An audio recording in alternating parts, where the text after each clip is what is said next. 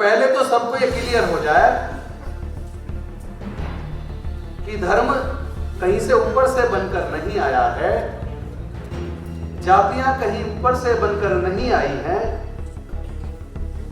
देश के अंदर खेतों में अन्न उगाने का काम कौन करता है?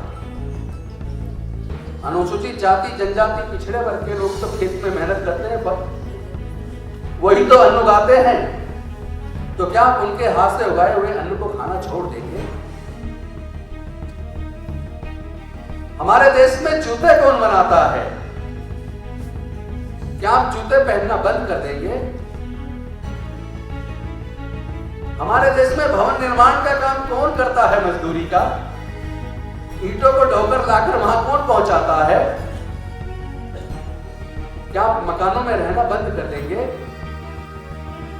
हमारे देश में कपड़े बुनने का, कपास का उत्पादन करके कपास को लाके धागे में परिवर्तित करके उसके बाद मान लेते हैं धागा मशीन बना रही है, लेकिन मशीन को चला कौन रहा?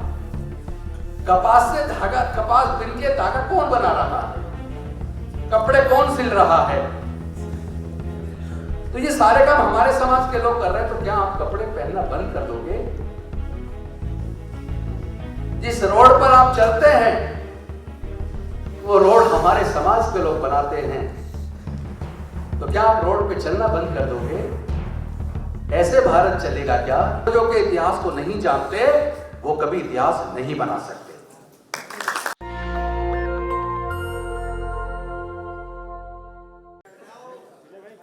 सम्यक संबोधन महर्षि वाल्मीकि जी, सतगुरु रविदास जी, संत कबीर जी, गुरु नानक देव जी, ज्योतिबराव फूले जी, सावित्रीबाई फूले जी, फातिमा शेख जी, साहू जी महाराज, पेरियार रामास्वामी नायकर जी, डॉक्टर बाबा साहेब अम्बेडकर, माता रमाबाई, बिरसा मुंडा, ललई सिंह यादव, रामस्वरूप वर्मा, जगदेव बाबू कुशवाहा जी, कर्पूरी ठाकुर जी एवं मान्यवर कांसीराम साहब सहित समाज के सभी महापुरुषों के चरणों में कोटि कोटि नमन करते हुए, मूल निवासी है भारत के, उसमें SC, ST, OBC और माइनॉरिटी सारे लोग आ जाते हैं, क्योंकि दुनिया को 550 साल पहले सिख धर्म मिला, दुनिया को लगभग 1400 साल पहले इस्लाम मिला, दुनिया को अब से लगभग 2000 साल पहले ईसाई धर्म मिला, दुनिया को लगभग 2550 साल पहले बौद्ध धर्म मिला, दुनिया को लगभग 2500 साल पहले जैन धर्म मिला, दुनिया को लगभग 3500 साल पहले सनातन धर्म मिला, और सनातन धर्म और बौद्ध धर्म के बीच में आसपास कहीं ज़ोराष्ट्र धर्म मिला। लेकिन जब ये धर्म नहीं थे, तब भारत में हड़प्पा संस्कृति में, जब हड़प्पा संस्कृति थी, जो सिंधु घाटी की सभ्यता थी, उस वक्त वहां 200 शहर विकसित थे, घरों में कुएं होते थे, नाले ढके हुए होते थे, पूरे दुनिया में उस वक्त कोई जातियां नहीं थी, और पूरे दुनिया में उस वक्त कोई धर्म भी नहीं था। तो पहले तो सबको ये क्लियर हो जाए कि धर्म कहीं से ऊपर से बनकर नहीं आया है। जाति और धर्म का निर्माण अलग अलग खंड काल में, जाति तो खैर अलग करते हैं, धर्म का निर्माण अलग अलग खंड काल में, अलग अलग क्षेत्र में लोगों ने किया है। अपने फायदे के लिए किया था, लेकिन कुछ लोगों ने अपने फायदे के लिए उसको पूरी तरीके से गलत इस्तेमाल किया है।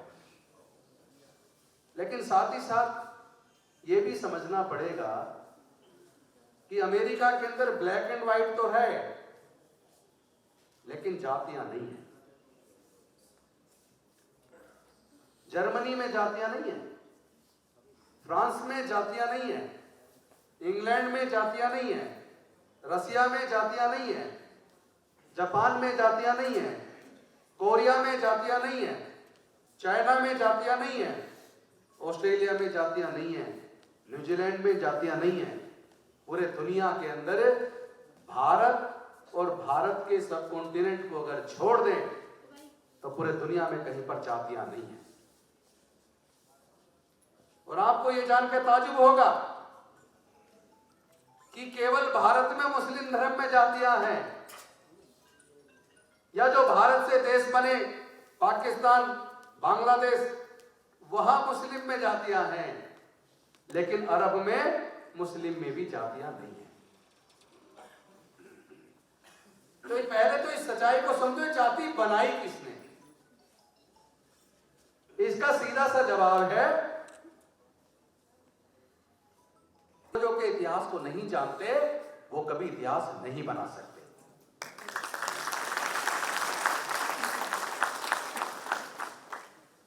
हमारे धर्मशास्त्रों में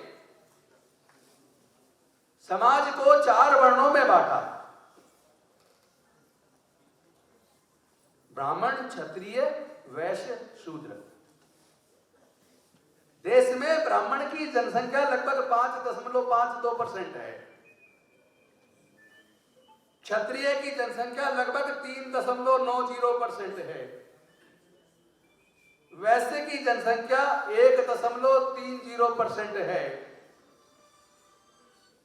कायस्थ, जिसको जनरल कैटेगरी के लोग आजादी से पहले उन 3 वर्णों में नहीं गिनते, ना ब्राह्मण में गिनते, ना क्षत्रिय में गिनते, ना वैश्य में गिनते,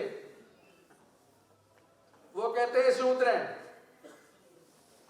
उनकी जनसंख्या देश में 1.07% है। इन सारे लोगों की अगर जोड़ दें तो टोटल इनकी जनसंख्या लगभग 11.5% है। लेकिन सर्वोच्च न्यायालय में अगर देखें इन 11.5% का प्रतिनिधित्व, तो वो लगभग 90% से ऊपर मिलेगा। हाई कोर्ट के अंदर देखें वहां भी लगभग 90% मिलेगा। गवर्नमेंट ऑफ इंडिया के सचिवालय में देखें तो उस 11.5% का प्रतिनिधित्व लगभग 95% मिलेगा। तो कभी सोचो कि 11.5% लोग 90 से 95% पदों पर काबिज क्यों है, शीर्षस्थ पदों पर? उसका कारण जानने के लिए आपको धर्मशास्त्रों को पढ़ना पड़ेगा, आपको वेदों का अध्ययन करना पड़ेगा, आपको मनुस्मृति का अध्ययन करना पड़ेगा। क्योंकि ये जो SC, ST, OBC के लोग हैं, धर्मशास्त्रों में लिखकर लगभग 3500 साल तक इनको पढ़ने लिखने पर धार्मिक बंदिश लगा के रखी गई। लगभग 3500 साल तक इन 88% लोगों को व्यापार करने पर भी धार्मिक बंदिश लगा के रखी गई। इनके संपत्ति इकट्ठा करने पर भी लगभग 3500 साल तक धार्मिक बंदिश लगा के रखी गई। तो सोच के देखो, जिसको ज्ञान से, पढ़ने लिखने से 3500 साल तक दूर रखा जाए, जिसको व्यापार करने से 3500 साल तक दूर रखा जाए, जिसको धन संपत्ति इकट्ठा करने से लगभग 3500 साल तक दूर रखा जाए, क्या वो समाज तरक्की के मामले में दूसरे वर्गों के सामने खड़ा हो सकता है? यही कारण है कि SC, ST, OBC के लोग इतने पीछे चले गए कि आज कितनी भी कोशिश कर ले, ना तो व्यापार में उनके मुकाबले पे खड़े होने की ताकत हमारे अंदर है, केवल पढ़ने लिखने में जरूर हम उनका मुकाबला बहुत बेहतर तरीके से कर पा रहे हैं। जब डॉक्टर बाबा साहेब अम्बेडकर जी को पढ़ने लिखने का मौका मिला तो वो इतने पढ़े कि पूरे दुनिया के अंदर जो सबसे काबिल 6 लोग थे पूरे दुनिया के, उन 6 लोगों में डॉक्टर बाबा साहेब अम्बेडकर सबसे अग्रणी थे।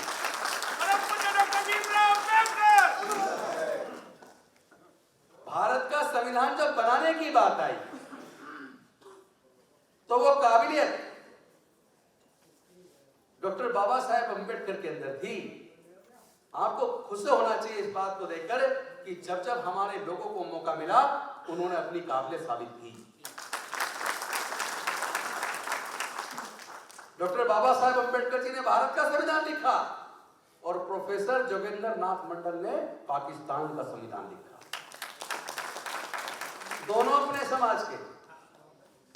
देश में जितने ओलंपिक के पदक आए हैं, कभी उनमें चेक करना कि मेजोरिटी में वो किस वर्ग के लोग हैं जो पदक जीत के लाते हैं। पहले तो ये देखना उनकी एंट्री कितने मुश्किल से होती है। काबिल होने के बावजूद मौका नहीं मिलता। हर जगह कोई ना कोई द्रोणाचार्य बैठा है, अंगूठा काटने के लिए तैयार है। हर खंड काल में हमारे काबिल लोगों का अंगूठा काटा गया। और इससे शर्म की बात क्या होगी? इससे शर्म की बात क्या होगी? जिसने गुरु ने एकलव्य के अंगूठे को काटा, उस जमाने में जातिगत उत्पीड़न किया, उसके नाम पे हमारे देश की सरकार पुरस्कार देती है। इससे शर्म की बात कुछ हो सकती है? अभी आपने घटना देखी होगी चंपावत की, उत्तराखंड की। वहां के स्कूल के अंदर मिड डे मील बनाने के लिए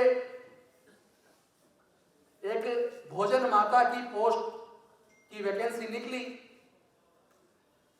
उसमें सुनीता देवी का चयन हुआ। चयन होने के बाद उस स्कूल के अंदर लगभग 59 बच्चे थे, जिसमें से लगभग 40 के आसपास बच्चे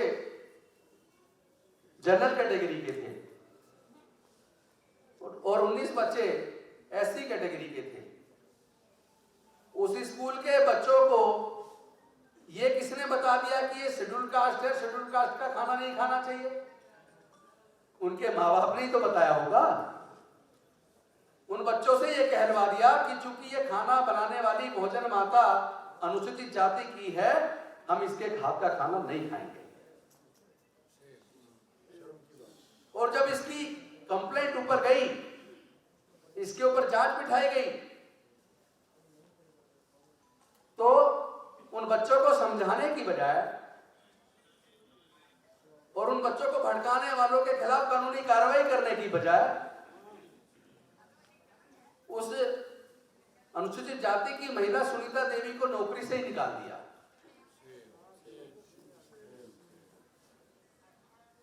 मैं एक बात पूछना चाहता हूं, देश के अंदर खेतों में अन्न उगाने का काम कौन करता है? अनुसूचित जाति, जनजाति, पिछड़े वर्ग के लोग तो खेत में मेहनत करते हैं, वही तो अन्न उगाते हैं। तो क्या आप उनके हाथ से उगाए हुए अन्न को खाना छोड़ देंगे? हमारे देश में जूते कौन बनाता है? क्या आप जूते पहनना बंद कर देंगे? हमारे देश में भवन निर्माण का काम कौन करता है? मजदूरी का ईंटों को ढोकर लाकर वहां कौन पहुंचाता है? क्या आप मकानों में रहना बंद कर देंगे? हमारे देश में कपड़े बुनने का, कपास का उत्पादन करके कपास को लाके धागे में परिवर्तित करके उसके बाद मान लेते हैं धागा मशीन बना रही है, लेकिन मशीन को चला कौन रहा है? कपास से धागा, कपास बिन के धागा कौन बना रहा है? कपड़े कौन सिल रहा है? तो ये सारे काम हमारे समाज के लोग कर रहे हैं, तो क्या आप कपड़े पहनना बंद कर दोगे? जिस रोड पर आप चलते हैं वो रोड हमारे समाज के लोग बनाते हैं, तो क्या आप रोड पे चलना बंद कर दोगे? ऐसे भारत चलेगा क्या? जब तक भारत में जाति रहेगी तब तक भारत में पिछड़ापन रहेगा। जब तक भारत में जाति रहेगी तब तक जातिगत उत्पीड़न रहेगा। अब समय आ गया है, आप SC ST OBC को अलग कहना बंद कर दो, ये सब मूल निवासी हैं। और मैं दावे के साथ कह रहा हूं, आप SC ST OBC के सबके ब्लड के नमूने लेकर DNA की जांच करा लो। अगर आप जांच कराओगे DNA की तो रिजल्ट आएगा इन सबके पूर्वज एक थे, इनका खून एक है।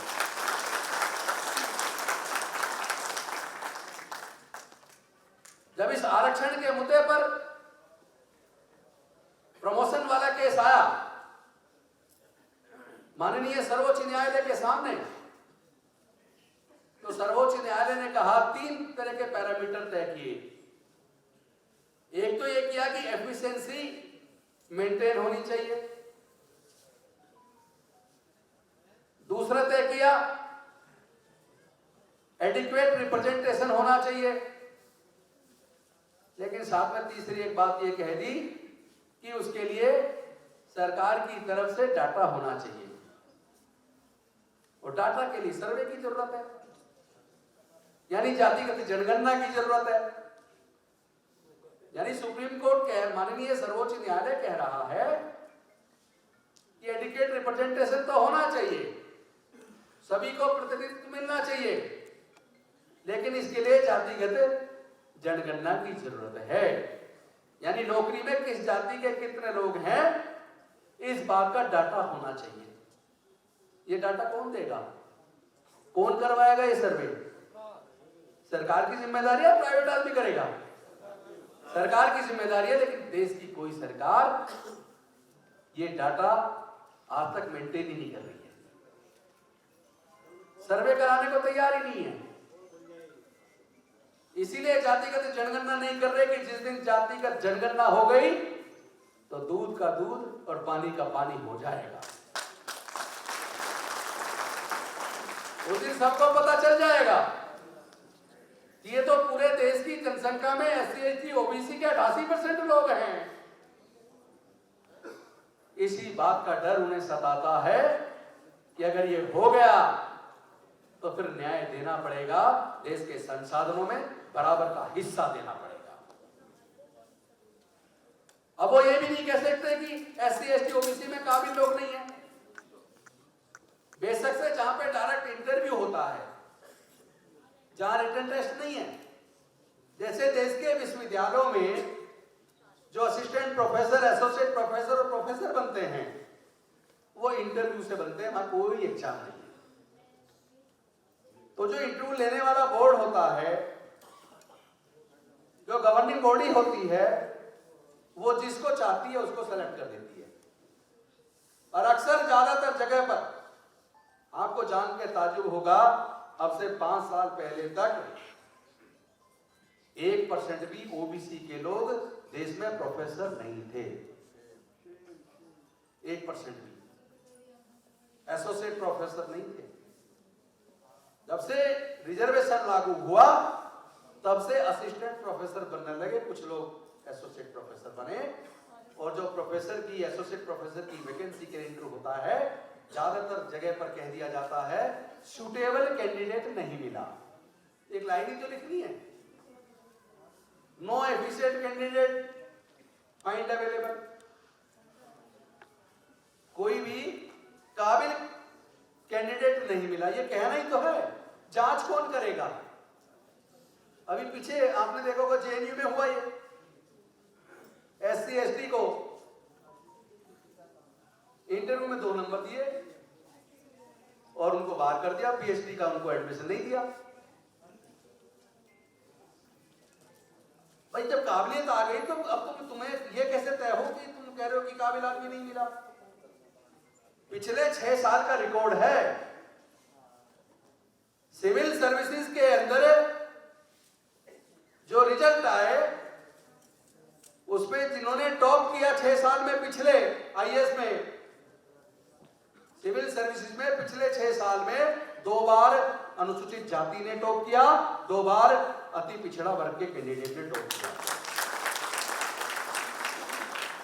यानी कि 6 साल में से 4 बार एससी एसटी ओबीसी के बच्चों ने टॉप किया और उसके बाद आप कहते हैं कि काबिल नहीं है। इंटरव्यू आपके हाथ में, आप कभी इंटरव्यू का रिकॉर्ड देखना, रिजल्ट निकाल कर इंटरव्यू में नंबर देखना और रिटर्न में नंबर देखना।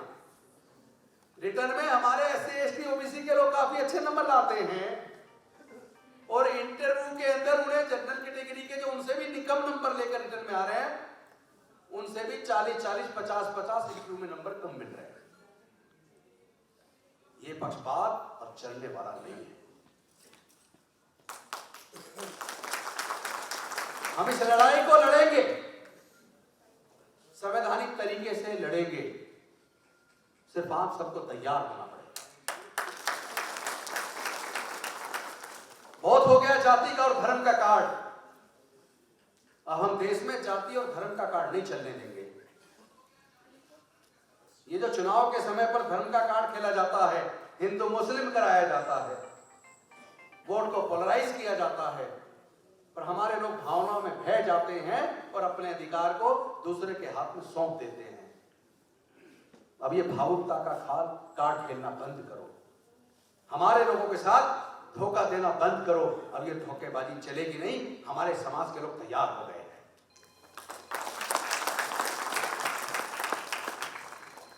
वो समय भी आ गया जब हमें हर क्षेत्र में हिस्सेदारी, भागीदारी चाहिए, क्योंकि जब हमारे लोग मेहनत करके टॉप करने लगे,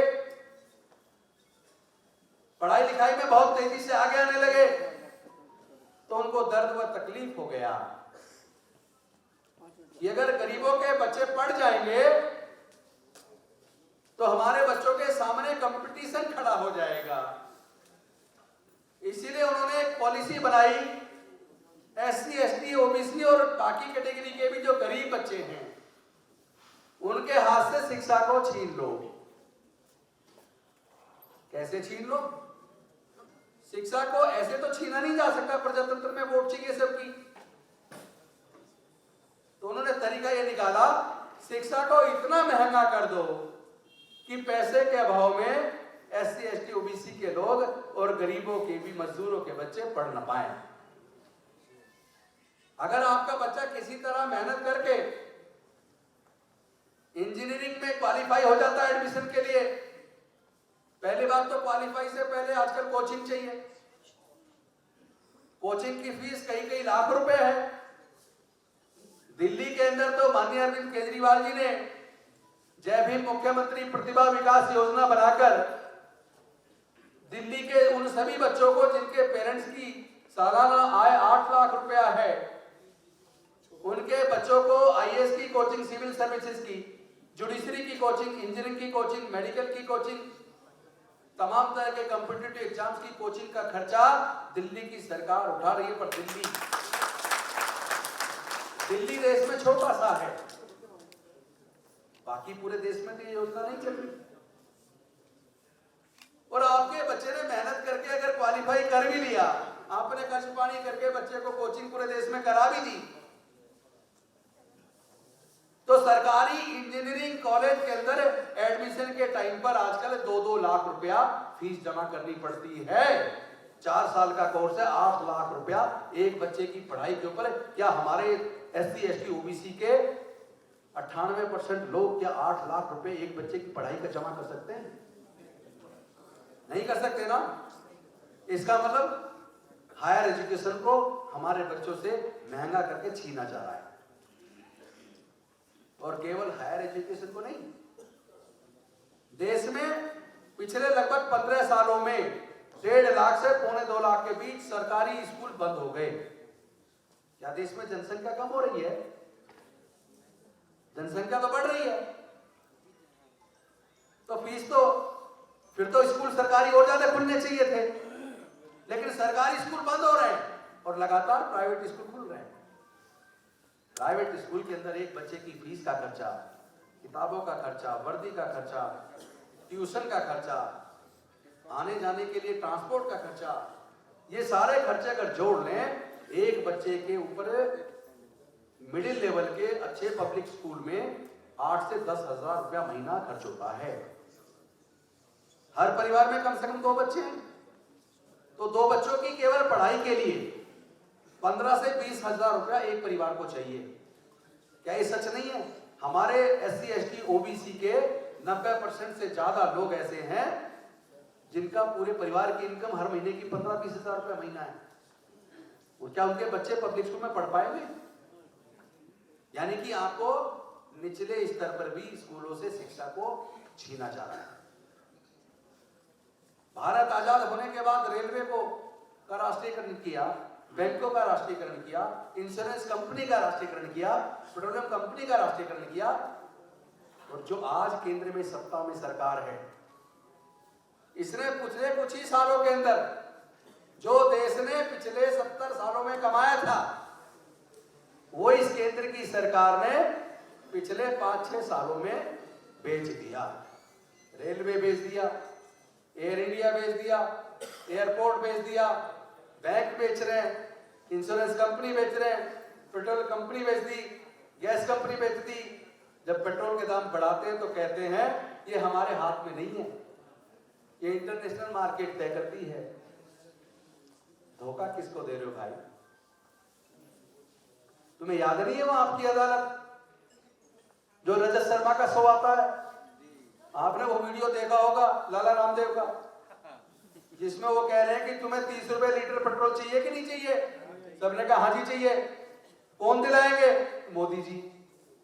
मोदी जी आ भी गए और 60 रुपए से ले जाकर 100 रुपए पार कर दिया। तो इस तरह धोखा देकर हमारे लोगों के दिमाग पर कंट्रोल टीवी चैनलों के माध्यम से ये लोग कर रहे हैं। अब चुनाव आ रहा, देखना यूपी के अंदर, क्या पता कहां ये दंगे करा दें लोग। तब हमें अपने लोगों को जगाना है। मैं इस मंच से आज कोई राजनीतिक बात नहीं की है, मैं अपने समाज में बैठा हूं, मैं समाज की बात कर रहा हूं। अब कम से कम दूसरे बांटते थे, आप लोग ना बांटो। आप OBC मत कहो, आप बैकवर्ड क्लासेस कहो। SC ST OBC तीनों को मिलाकर बैकवर्ड क्लासेस बनता है, ठीक है? SC ST OBC तीनों को मिलाकर बैकवर्ड क्लासेस बनता है। SC भी बैकवर्ड क्लास में आता है, ST भी बैकवर्ड क्लास में आता है और OBC भी बैकवर्ड क्लास में आता है। और तीनों एकजुट होंगे तो ताकत बनेगी। और जब ताकत बन जाएगी और हमारे लोग जागरूक हो जाएंगे, फिर किसी की हिम्मत नहीं है जो हमारे लोगों से उनके अधिकार को छीन ले। लास्ट में एक बात कहूंगा, जो सरकारें सरकारी खर्चे पर देश के बच्चों को सरकारी खर्चे पर पढ़ा ना सके, जो सरकारें हमारे बच्चों की पढ़ाई का खर्चा ना उठा सके, जो सरकारें हमारे लोगों के इलाज का खर्चा ना उठा सके, ऐसी सरकारों को सत्ता में बने रहने का कोई हक नहीं है। अब अपने समाज को तैयार करना पड़ेगा। इन्होंने इनडायरेक्ट तरीके से धीरे धीरे एक तरफ हमारे लोगों से महंगी करके शिक्षा को छीन लिया और दूसरी तरफ सरकारी संस्थानों को धीरे धीरे बेच दिया, प्राइवेटाइज कर दिया। और जो भी सरकारी संस्थान बिक गया, चाहे वो बैंक हो, चाहे वो पेट्रोलियम कंपनियां हो, चाहे वो गैस कंपनियां हो, चाहे वो एयर इंडिया हो, चाहे वो रेलवेज हो, जो चीज बिक जाएगी वहां SC ST OBC का रिजर्वेशन खत्म हो जाएगा। और वो इन्होंने कर दिया। 5th पे कमीशन में, क्योंकि SC ST OBC के ज्यादातर लोग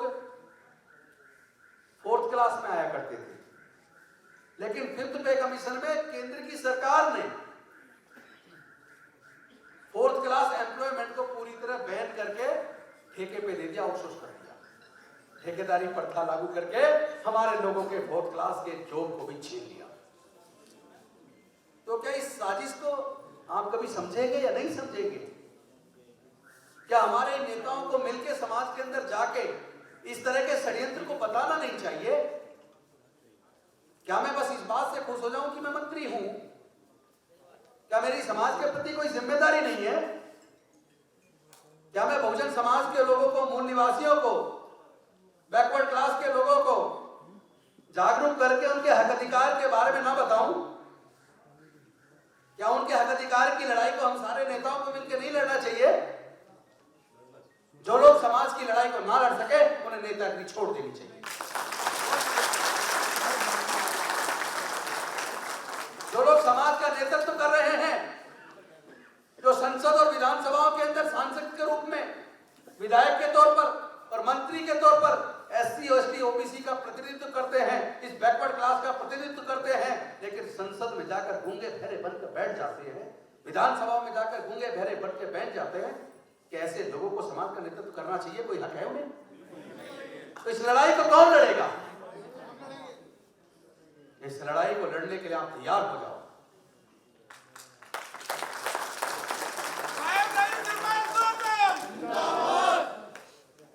इसके लिए आप अपने आप को तैयार करो। अगर आपके अंदर दम है, ऐसे लोगों को बाहर का रास्ता दिखाओ और आप लेकर जाके नेतृत्व करो।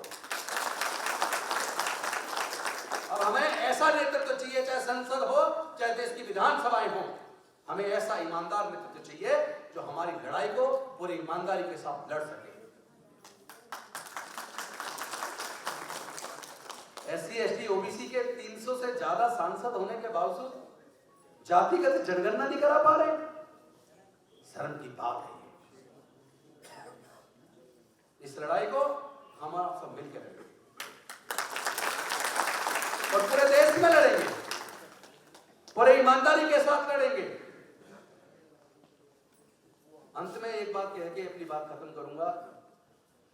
हमारे ये बहुजन समाज के लोग, हमारे देश के मूल निवासी, बैकवर्ड क्लास के हमारे साथी केवल शराब की वजह से बर्बाद हो जाते हैं। मेरा निवेदन है भाई, कोशिश करो किसी भी तरीके से नशे से दूर हो जाओ। ये नशा ही अंदर अंदर खोखला कर रहा है। जिन लोगों को मुआवजे मिले, मुआवजा ठिकाने लग गया, बर्बाद हो गए। बहुत सारे केस मेरे पास आए ऐसे। तो नशे को छोड़ो और किसी भी तरीके से शिक्षा पर कब्जा करो। नेशनल दस्तक की आपसे गुजारिश है कि अगर इसको बचाना चाहते हैं तो नेशनल दस्तक को सब्सक्राइब करने के लिए रेड कलर के सब्सक्राइब बटन को दबाएं, फिर बेल आइकन की घंटी दबाएं। नेशनल दस्तक को बचाने के लिए बहुत जरूरी है कि हर खबर को शेयर करें, लाइक करें, कमेंट जरूर करें।